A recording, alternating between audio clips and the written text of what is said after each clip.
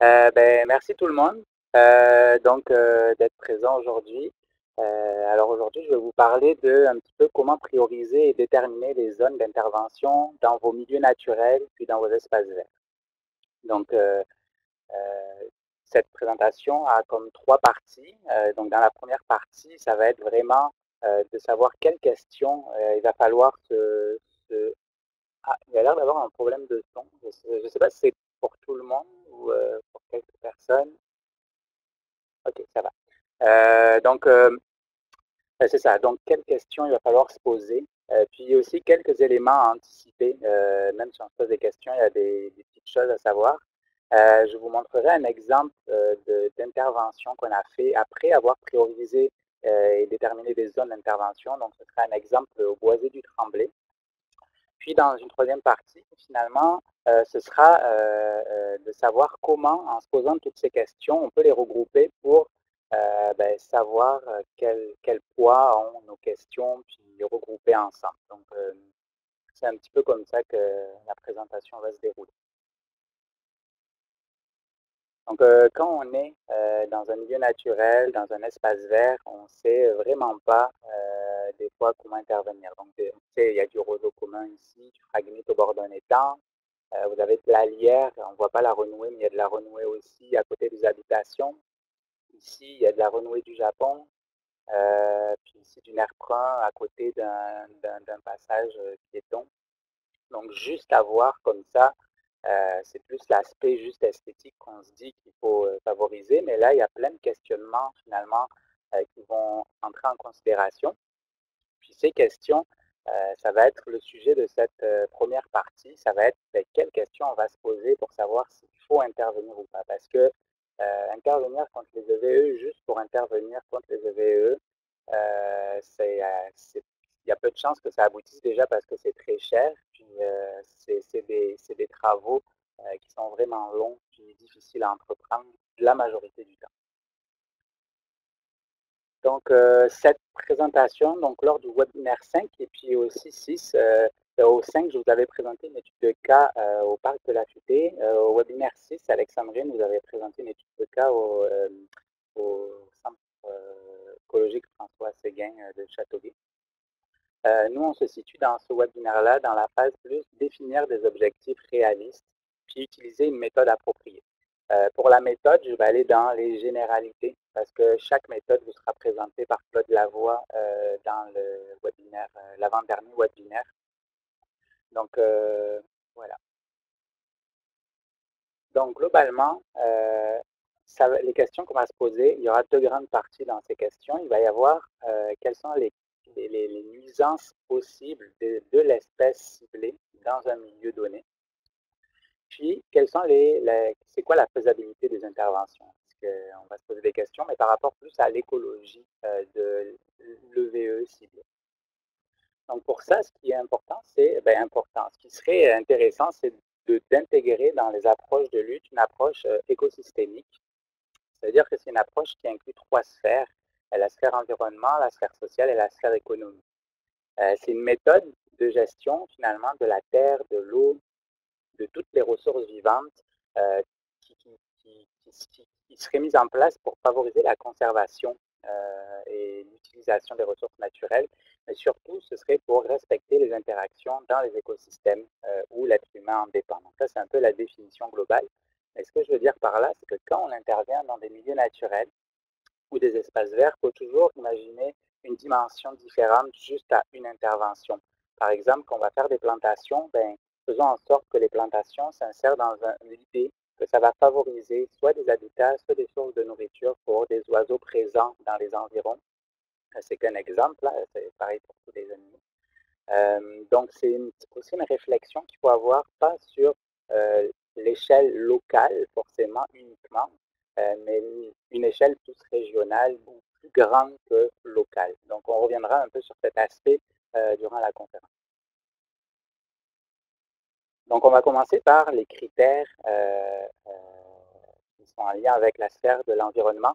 Je tiens à dire que ce n'est pas une liste exhaustive des questions, c'est les principales questions. Souvent, elles sont découpées encore plus, ces questions, parce qu'elles sont plus précises, mais c'est pour vous donner déjà quand vous arrivez sur votre environnement, vous pouvez vous poser ces questions-là, puis vous aurez déjà une idée de la faisabilité ou alors de l'importance d'intervenir. Donc, concernant la dimension écologique, il va y avoir le degré de l'impact ou de la nuisance de l'EVE en question, la capacité de l'espèce à devenir une nuisance, l'abondance de l'espèce dans le milieu visé, puis la faisabilité de contrôle. Ça, la faisabilité de contrôle, ce ne sera pas en lien avec la méthode choisie ici, ce sera en lien avec plus la biologie de l'espèce. Donc, on va commencer par le degré de l'impact de l'espèce exotique envahissante ciblée. Donc, en premier, il va y avoir la qualité de l'habitat à proximité de la population. Il va falloir définir si la population de VE que vous voyez, est-ce qu'elle est proche d'un habitat essentiel d'une espèce menacée ou vulnérable? Est-ce qu'elle est proche de d'une population humaine? Ça, c'est plus dans l'aspect social par rapport aux menaces qu'on verra tantôt, mais tout ça, c'est la question que vous pouvez vous poser. Voilà. Donc ensuite, il va y avoir l'effet sur la biodiversité. Par exemple, si vous avez du nerf brun, que vous vous trouvez dans un habitat essentiel de la rainette Froderion, on sait que le nerf brun dégage une toxine, l'hémodine, qui impacte le développement des embryons de la rainette Froderion. Donc là, c'est un des effets possibles. Si vous avez par exemple le roseau commun, le phragmite, qui se trouve dans un étang, où vous savez qu'il y a des nids de petits blongios ou qu'il y a la présence de petits blongios à cet endroit-là, si le roseau commun prend la place des quenouilles, ça va dégrader l'habitat du petit blongiot. Donc ça, c'est deux exemples. Donc tout ce qui est changement d'habitat, changement de biogéochimie du sol, tout ça, ce sont des effets possibles de certaines UVE sur des milieux naturels. Ensuite, il y a la taille de la population. On reviendra sur l'effet de la dimension, l'effet de la taille dans plusieurs aspects. Là, c'est plus l'aspect, est-ce que la population, vous voyez, a complètement pris le dessus sur les espèces indigènes, ou alors c'est des petits fragments qui sont menaçantes, mais pas encore complètement imposés dans le milieu. Donc, ensuite, il y a la capacité de l'espèce à devenir une nuisance. Donc là, il y a trois grandes questions qu'on va se poser. Il y a la biologie de l'espèce. Donc, ça va avoir un lien avec sa capacité de dispersion. Est-ce que l'espèce se reproduit de façon végétative ou sexuée?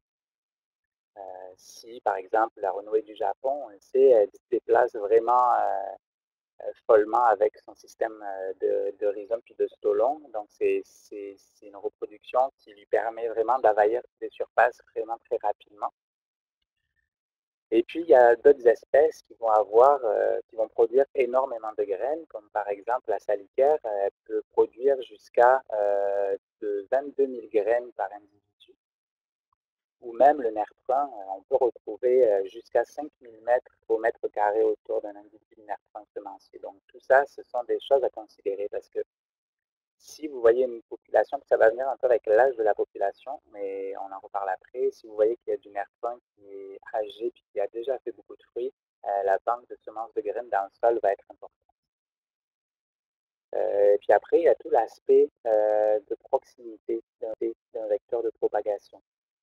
Là, par exemple, si vous décidez d'entamer une lutte contre la renouée du Japon au bord d'un cours d'eau, ben, il va falloir vraiment s'assurer de connaître quelles sont les populations qui sont en aval en amont, en tout cas en avant de la population où vous voulez intervenir, parce qu'avec la fonte des neiges, la population qui est en avant de votre population va pouvoir être recontaminée par des déplacements de fragments, de tout petits fragments de population que vous n'avez pas anticipé forcément avant. Donc, ça, c'est important à considérer. C'est un peu valable aussi pour tout ce qui est sentiers, routes, qui sont des vecteurs de propagation aussi importants. Ça, c'est au niveau c'était pendant le webinaire 1 où je vous avais présenté toutes ces différentes types de vecteurs. Donc, vous pouvez vous référer aux document du webinaire 1 pour avoir plus d'informations sur les vecteurs de propagation. Il y a la dimension en fait, de l'abondance de l'espèce dans le milieu visé. Donc là, c'est plus, mais là, on revient avec une échelle par rapport au nombre de populations puis l'étendue de la population. C'est sûr que quand vous allez voir une population, il ne faut juste pas regarder celle-là que vous allez avoir en face de vous, parce que peut-être que juste derrière vous, il y en a encore des grandes populations qui sont bien plus menaçantes que celles que vous voyez. Puis, j'avais pris une petite note. Non, bah, désolé, je retrouve ma note. Mais en tout cas, ce que je veux dire, c'est que quand on intervient dans un milieu, il faut s'assurer que intervenir ne va pas nuire encore plus au milieu naturel en question. Parce que quand vous allez intervenir dans un milieu pour lutter contre les EVE, vous allez en faire quand même de la dégradation. Puis là aussi, il y a toute une échelle un jugement à faire, puis des mesures de mitigation à mettre en place pour s'assurer que finalement on ne soit pas dans une dimension, on ne fasse pas quelque chose de mauvais. Excusez-moi, je vais essayer de trouver mes courriels qui rentrent en même temps. Euh, donc, c'est ça pour là. Donc là, on en arrive à la faisabilité de contrôle. Mais donc, comme je vous disais, là, c'est par rapport au type d'intervention, par rapport à l'espèce cible. Quand on veut intervenir contre, c'est une petite note là, quand on veut intervenir, quand on veut lutter contre les espèces exotiques envahissantes, il y a 3 types de lutte possibles. Puis ça va être quelque chose à vraiment anticiper avant de réfléchir aux interventions puis de prioriser des zones. C'est est-ce qu'on veut contrôler la population, est-ce qu'on veut confiner la population ou est-ce qu'on veut éradiquer la population. Quand on parle de contrôle, pardon, quand on parle de contrôle, on parle que l'idée, c'est de réduire la densité puis l'abondance de l'espèce ciblée à un seuil qu'on considère comme raisonnable. Puis ce seuil-là, ça va dépendre de l'habitat que vous voulez défendre, puis de l'environnement dans lequel vous êtes. Donc, quoi qu'il arrive, ce contrôle, ça va être un engagement continu dans le temps. Puis, ensuite, il y a le confinement. Donc, le confinement, c'est pas réduire, mais c'est restreindre la propagation d'une VE. On va la confiner dans une zone bien délimitée. Puis après, il y a l'éradication. Donc, l'éradication, ben, c'est éliminer toute la population. On s'entend, l'éradication, c'est peut-être la méthode la moins envisageable quand on veut lutter contre les EBE parce que c'est souvent peine perdue ou alors ça demande beaucoup, beaucoup d'efforts pour. Ça dépend et les méthodes que vous faites, mais en tout cas. Donc, et par contre, souvent, ce qui va être possible, c'est de combiner des méthodes. Vous verrez dans l'exemple du boisé du Tremblay qu'on n'a pas décidé d'éradiquer les populations, on a décidé de les contrôler puis de les confiner. Donc, on verra ça tantôt. Donc, ça, c'était la petite parenthèse. Donc, on revient sur la faisabilité de contrôle. Donc, il y a la viabilité des semences. Donc, par exemple, comme tantôt je vous disais, les nerfs peuvent faire jusqu'à 5000 graines par individu. Donc, le problème, c'est que, admettons, vous décidez d'intervenir comme une vieille population, mais dans le sol, là, la manque de semences est tellement grande que rien ne vous assure que durant les années qui vont suivre, il ne va pas y avoir des semis qui vont reprendre, puis que la lutte, finalement, va être encore longue. Puis le problème avec la viabilité des semences, c'est que souvent, il y a des chiffres assez larges. Ça peut aller de 2 années à 8 années pour le nerf fin, selon les sources. Puis c'est difficile d'anticiper un petit peu le temps que ça prendrait d'arracher à chaque année les semis. Donc, c'est vraiment une considération à prendre. En gros, ce que je veux dire, c'est qu'à chaque fois que vous décidez de faire une lutte contre une EVE, il y a toujours des suivis à faire, puis des interventions certainement d'arrachage de semis qui poussent les années qui suivent. Peu importe la méthode de lutte que vous avez choisie. Ensuite, il y a tout l'aspect de la régénération végétative. Même ça, je parle pour, par exemple, le phragmite, la renouée, l'égopode, l'idée avec ces espèces-là, c'est de les arracher. C'est pas de les couper parce que ça fait juste stimuler souvent leur régénération.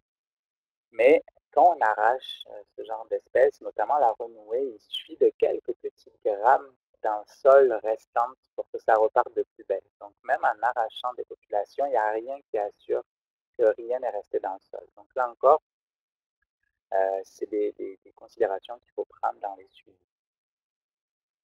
Il y a toujours la proximité avec d'autres populations. Si vous intervenez dans un environnement, admettons, vous avez une colonie, une petite colonie de renoués. Vous arrivez à enlever la majorité de leurs racines, de leurs rhizomes, de leurs stolons. Mais si autour, à moins de 2 mètres, il y en a d'autres, il y a peu de chances que cette action soit bénéfique. Puis ça reprendra de plus belle, même si vous faites des plantations au milieu où vous avez arraché les populations de renouveau. Puis il y a l'âge des populations et des individus. Donc ça peut vraiment avoir une incidence dans votre réflexion sur les méthodes d'intervention que vous voulez mettre en place. Par exemple, pour le phragmite, si c'est une jeune population, ça va être facile d'intervenir puis d'arracher tout son système racinaire. Ça s'arrache vraiment bien. Mais après 2 années, ça commence à être de plus en plus compliqué. Mais même là, même si on parle d'éradication, il y a toujours comme s'assurer que les choses soient encore mieux faites. Il faut toujours combiner ça, soit à du contrôle ou à du confinement, en posant par exemple des bâches, puis en faisant des plantations.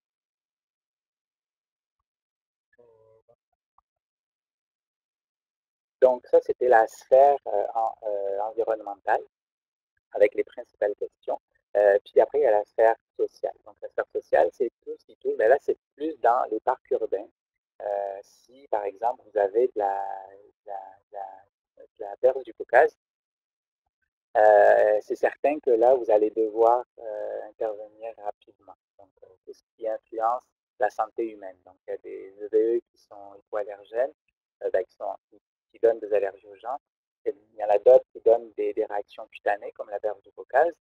Donc, c'est vraiment la question aussi, la première question à considérer, avec aussi la question de la sécurité. Concernant la question de la sécurité, on parle beaucoup de sécurité routière et de sécurité pour les incendies. Pour les incendies, par exemple, si vous avez des grandes étendues de phragmites, le phragmite prend rapidement en feu. Donc, ce que ça va faire, c'est que ça va accélérer la propagation souvent de l'incendie, puis ça va rendre les feux difficilement contrôlables par les pompiers. Donc, s'il y en a proche des habitations, faut quand même se poser la question. Puis, tout ce qui concerne la sécurité des piétons ou des cyclistes, il y en a certaines, comme la renouée du Japon, elles peuvent s'infiltrer dans l'asphalte, puis créer des ouvertures dans les pistes, ce qui peut être dangereux pour les cyclistes, donc, puis les piétons. Les espèces exotiques envahissantes peuvent aussi avoir un impact sur les activités récréatives. Ça, c'est notamment le cas au niveau des cours d'eau. Si on veut accéder à des cours d'eau avec un canot, ben, ça peut rendre la chose impossible si vous avez une population de phragmites ou de renouées qui se met en place. Puis un peu dans le même ordre d'idée, en plus d'avoir un impact sur les activités récréatives, ben, ça va avoir un impact aussi sur l'aspect esthétique du milieu en question. Euh, donc, parce que ça va cacher la vue des plans. Et puis sur la sécurité, j'ai oublié de dire aussi que il y avait aussi l'aspect de si il y a le phragmite, la renouée, ça peut aller vraiment haut, puis ça peut cacher les panneaux de signalisation. Ça arrive à plusieurs reprises au bord des routes. Puis il y a l'aspect économique. Donc, concernant l'aspect économique, la première des questions qu'on peut se poser, c'est la diminution de la valeur foncière. Donc ça, c'est des choses qui reviennent au compte-gouttes un petit peu, pas forcément au Québec, mais plus en Europe puis en Angleterre. Dans des zones où il y a de la renouée, les prix hypothécaires sont beaucoup moins accessibles si vous avez une EVE. Ben, pas accessibles, mais sont plus bas si vous avez une, une invasion de renouée du Japon. Vous avez l'impact sur le béton, sur l'asphalte, sur les infrastructures qui vont avoir des conséquences économiques quand il va falloir les refaire, surtout dans des endroits stratégiques comme au niveau des écluses de bateaux, c'est déjà arrivé. Après, il y a la dimension économique au niveau de l'agriculture. Par exemple, le nerf brun, s'il est proche, s'il apparaît d'un coup proche d'une population, d'une culture, ben, le nerf brun, c'est un hôte du puceron du soya. Donc, il va être le vecteur de ce puceron qui peut avoir un effet négatif, indirect mais négatif, sur la culture de soya. Puis, il est aussi vecteur de la rouille couronnée qui cause la rouille de l'avoine et de l'orge. Donc, ça va avoir des impacts sur ça. Puis, il y a aussi la renouée. Si vous avez un champ agricole qui est proche, ou votre espace vert est proche d'un ruisseau, puis qui se fait contaminer par de la renouée, bien, toute la bande riveraine va être affectée, puis va être dégradée. Puis l'invasion va pouvoir aussi se commencer de la bande riveraine vers l'intérieur des terres. Donc, c'est vraiment des choses dont il faut faire attention. Puis donc, le tourisme, c'est en lien avec la sphère sociale et l'aspect récréo-touristique. Ben, si vous avez des zones qui sont plus accessibles à cause de la présence d'espèces exotiques envahissantes, ben, ça va avoir un impact sur les activités puis sur l'économie de l'organisme, de l'organisation.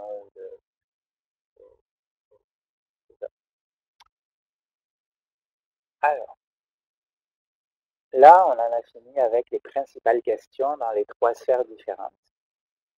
Maintenant, il y a quelques éléments à anticiper. Donc, vous posez des questions, on intervient, on n'intervient pas. Puis après, on peut se demander, est-ce qu'il va falloir des certificats d'autorisation? Si oui, ben, il va falloir prévoir à peu près une année d'attente avant d'avoir une réponse. Donc, si vous voulez intervenir rapidement, il va falloir aller plus vite sur le terrain. Les délais de traitement et de demande de financement. Donc, quand vous allez, par exemple, si vous faites une demande auprès de la FFQ, il va falloir quand même attendre quelques mois avant d'avoir une réponse pour pouvoir lutter contre des colonies. Puis aussi, il va falloir, lors d'une demande, faire des études d'avant-projet. Donc, tout ça, c'est des choses qu'il faut anticiper. Il y a la période d'intervention. Les périodes d'intervention, c'est plus en lien avec là où vous êtes dans un milieu où il y a des espèces à protéger. Il va falloir respecter leur cycle de reproduction. Vous avez montré l'exemple de la rainette Pougrillon dans le webinaire sur l'étude de cas avec la ville de Boucherville. Vous pourrez revoir cette documentation-là.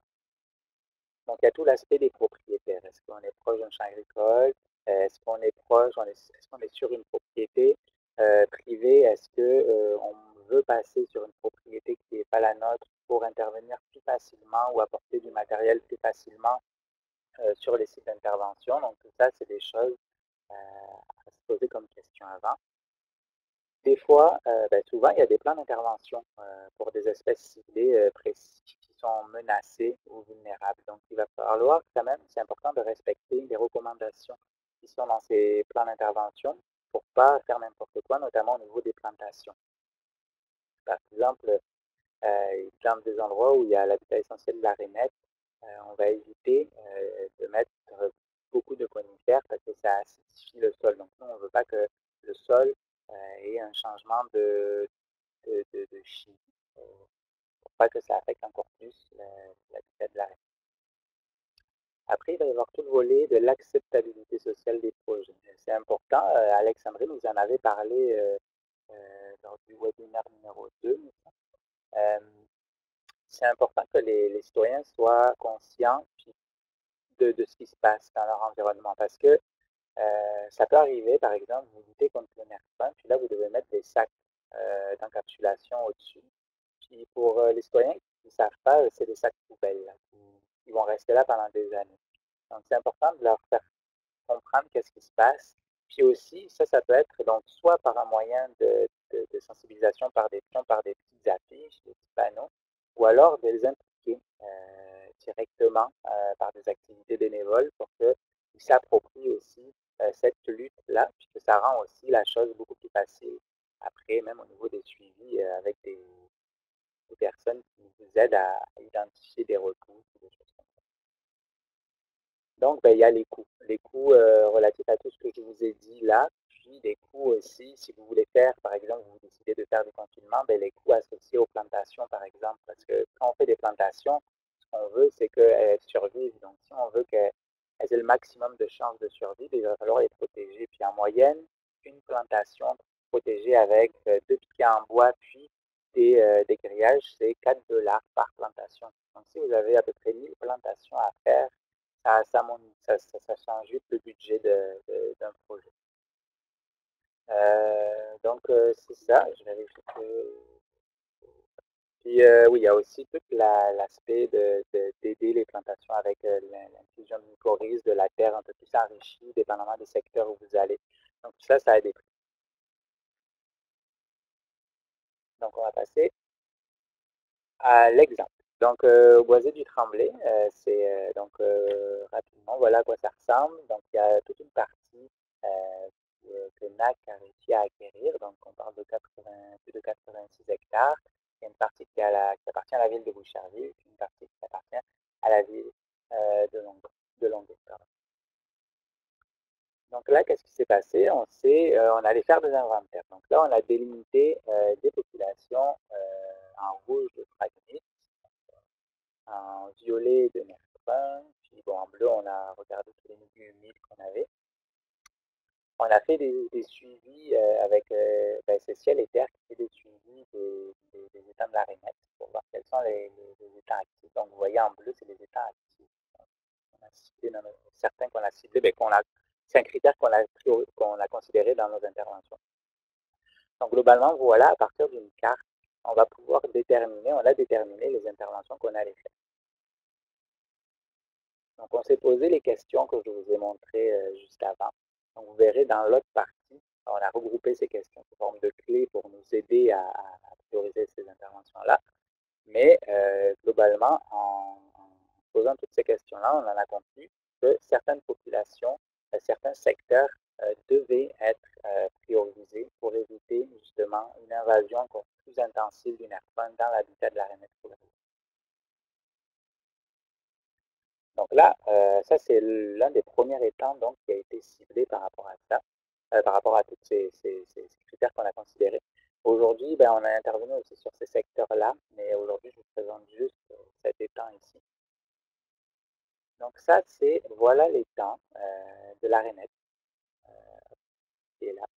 On a délimité des zones de 50 mètres et de 100 mètres pour deux raisons. La première, c'est que ça nous permet de savoir, parce que comme je vous ai dit tantôt, il faut se fier à des plans de conservation, à des choses qui ont déjà été faites pour prioriser, faciliter la restauration d'une espèce ciblée. Donc là, globalement, nous avons commencé à arracher et à couper du nerf-fin, puis encapsuler le nerf-fin en partant de l'étang, puis progressivement en étalant nos zones d'intervention. Ça permet de ne pas trop s'éparpiller, puis de s'assurer que tous les contours de l'étang ont été travaillés, contrôlés, puis confinés. On a ciblé aussi deux secteurs au niveau des sillons forestiers qui sont des sources de vecteurs de propagation. On est venu confiner et contrôler le nerf-fin qu'il y avait ici. Donc, on a coupé, encapsulé et arraché quand c'était possible. Ensuite, qu'est-ce qu'on a fait? C'est que, on a toujours l'étang qui est là, puis les 50 mètres. On a priorisé les plantations dans les premiers 50 mètres autour de l'étang. Mais il y a un autre facteur ici qui a été considéré, c'est la présence du frêne. C'est un facteur aussi que je vous avais expliqué dans l'exemple au parc de la Futée. Mais ici, le frêne, il est vraiment présent à plus de 50% de recouvrement forestier dans les hautes strates, puis avec la grille, il disparaît. Donc, ce que ça va faire, c'est que ça va donner accès à la lumière sur le sol. Ça, c'est problématique parce que la première espèce qui peut apparaître, c'est le nerf-brun qui est déjà présent dans le coin. Donc là, avec des ingénieurs forestiers, qu'est-ce qu'on a fait? On a délimité des microsites de plantation stratégiques pour recouvrir et aider les espèces végétales déjà présentes, indigènes, à pouvoir croître puis enrichir la diversité du milieu. Donc on en est arrivé à un point où on a défini 93 microsites de plantation. Puis à chaque microsite de plantation, on a planté 5 végétaux. Ça nous a fait 465 végétaux. Ici, donc ce qu'on a respecté aussi par rapport au plan de restauration, c'est que tout autour de l'étang, dans les premiers mètres, il faut vraiment mettre que des herbacées, comme sur le premier mètre. Après, sur les 2 mètres à 5, 10 mètres, on met des arbustes. Puis après ça, on peut mettre des arbres. Donc, c'est important de respecter cette gradation parce que la rainette, c'est le genre d'habitat qui est important pour elle. Donc, ça, c'était un exemple de prioriser et de déterminer des zones d'intervention. Maintenant, comment on fait? Donc, il y a deux types de clés aujourd'hui qui existent. Il y a des clés dichotomiques, puis il y a des analyses multicritères. C'est vraiment deux exemples, mais il en existe vraiment, vraiment beaucoup. Donc, ici, vous avez l'exemple de la clé qui nous a permis d'intervenir au boisé du Tremblay. Je ne vais pas tout faire avec vous, je vais juste prendre un chemin avec vous, mais globalement, c'est oui, non, puis on arrive à des questions. Donc, les clés dichotomiques, c'est qu'à chaque fois, vous avez le choix entre deux réponses possibles, c'est oui ou c'est non. Donc là, la première question, c'est, bon, est-ce qu'on est dans un terrain avec un couvert forestier? Oui. Y a-t-il la présence de frênes dans la strate supérieure? Donc là, on prend le chemin, oui. Le peuplement est-il la dominance de frênes dans la zone? Donc nous, dans les temps qu'on a priorisés, c'était oui la réponse. Donc le peuplement en dessous est-il supérieur à 50%? Donc on parle des espèces, des essences indigènes. Est-ce que c'est en dessous de ça, est-ce que c'est des espèces indigènes? Donc là, on était à oui quand même. La régénération en sous-bois est-elle avec des essences désirables? Donc là, c'est des essences qu'on veut qu'elles soient présentes pour justement compétitionner avec le nerf. Donc nous, il y avait des essences désirables, donc des essences indigènes. Donc là, après, c'est est-ce que le nerf est présent ou pas? Ben, il y avait quand même du nerf. Donc nous, on a favorisé la croissance des essences désirables. Donc là, pour favoriser la croissance désirable, c'est pour ça qu'on a fait aussi créer des microsites stratégiques de plantation. C'est pour aussi pas pour éviter la compétition avec elles aussi avec des plantations. Puis on a contrôlé le nerf. Là, c'était des tâches, des activités de lutte qu'on a faites. Donc on en est arrivé là, donc autour de l'étang que je vous ai présenté, ce sont les exemples de clés qu'on a fait. Vous pourrez la regarder en détail quand vous recevrez la présentation. Ensuite, on a l'exemple d'une clé multicritère. Geneviève Pomerleau, en 2017, a publié une maîtrise qui est accessible gratuitement en ligne. Donc, je me suis basé sur cette approche-là, sur cet exemple-là. Donc, l'analyse d'une clé multicritère, c'est à peu près le même genre de questions que je vous ai parlé tantôt, mais c'est plus basé sur il y a des pondérations qui vont être faites à ces critères. Puis c'est toujours en considérant les trois sphères écologique, environnement social et économique. Donc à chaque fois, dans ces sphères-là, des questions, puis des pondérations. Par exemple, si on prend la sphère environnement, là, l'une des questions, c'est est-ce que l'espèce ciblée, exotique envahissante, altère les fonctions de l'écosystème? Donc, une pondération de 1, ça veut dire qu'elle n'altère pas tellement les écosystèmes. En revanche, si vous avez une pondération de 3, ça veut dire qu'elle altère vraiment. On sait que dans la littérature, c'est reconnu, ça va avoir un effet négatif sur l'écosystème en question. 0, c'est souvent attribué à on ne sait pas. On ne sait pas si ça a des impacts ou pas. Il y a aussi donc l'aspect de la faisabilité d'intervention. Donc souvent, 1, dans les questions qu'on se pose, ça va être oui, ça va être facile. Puis 3, ça va être difficile. Donc ça peut être la lutte, le confinement ou le contrôle.